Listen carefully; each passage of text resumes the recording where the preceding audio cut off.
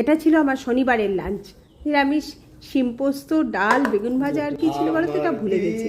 আর আমার সামনে বসে আছে এই বাচ্চুটা, এটা হচ্ছে কি আমার ননদের ননদ, তার নাতি, মানে সম্পর্কে আমাদেরও নাতি হয়। ও এসেছিল আমাদের বাড়িতে, ওদের বাড়ি সেই হাবড়ায় কোথায় জানো একটা। আমি ওকে নাড়ু খেতে দিলাম। আর আমার কর্তামশাইয়ের গান শোনো, নেই দুঃখেও কেউ সাথী হয়, আহারে বেচারার সাথী নেই। যাই হোক, তারপরে তো অফিসে গেলাম, আর একটা কাজে বেরিয়েছিলাম। সেখানে গিয়ে গাড়ির চাকার টায়ারের কিছুটা খাবলা দিয়ে খুলে গিয়ে ঘটর ঘটর ঘটর ঘটর আওয়াজ হচ্ছিল। তারপরে নেমেই তো স্টেপনি লাগানো চলছে, আর আমি একটু ধান খেতে নেমে গেলাম। ধান খেতে গিয়ে ছবি তুললাম। আর শনিবার তো তাড়াতাড়ি বাড়ি চলে এলাম। বাড়ি ফিরে এসে একটু দই আর শশা খেয়ে নিলাম।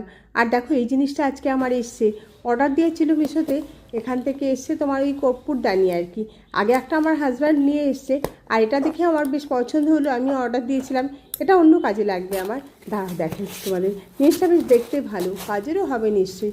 এই যে এরকম বেশ ঘটের মতো, কি সুন্দর দেখতে না? ও হ্যাঁ, এটা আমি আমার দাদাকে গিফট করবে বলে কিনেছি।